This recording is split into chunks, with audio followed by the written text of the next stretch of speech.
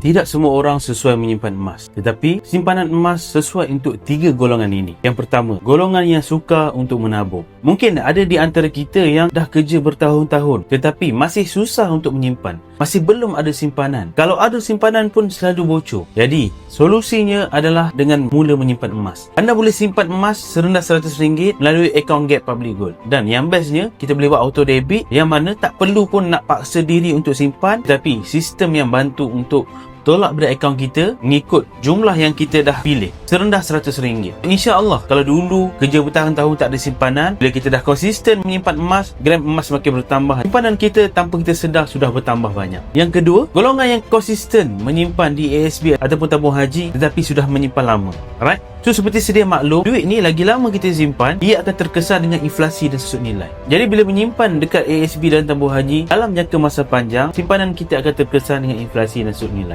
Untuk dapat kadar keuntungan yang maksimum bagi simpanan jangka masa panjang, jawapannya adalah emas. Kerana emas kali susut nilai dan inflasi. Tuan-puan hanya perlu biarkan dana kecemasan dalam ASB dan tabung haji, selebihnya kita boleh simpan dalam bentuk emas. Yang ketiga, golongan yang dah kaya tetapi masih tiada simpanan emas. Orang kaya yang belum ada simpanan emas ibarat mereka yang naik bot mewah tanpa life jacket. Sangat berisiko untuk hilang sekiranya berlaku sesuatu yang tidak diingini. Antaranya risiko pembekuan akaun, krisis kewangan dan kadar inflasi yang melampau. Emas menjadi pelampung untuk menyelamatkan kekayaan kita. Inilah sebabnya pakar kewangan menyarankan untuk kita simpan at least 10% daripada kekayaan kita dalam bentuk emas. Lagi bagus, satu keluarga sasarkan untuk miliki 1 kilogram emas. Semoga bermanfaat. Jika anda ingin bina simpanan, selamatkan kekayaan dalam bentuk emas, boleh isi borang saya up di bawah. Saya akan bimbing dan bantu sebaiknya.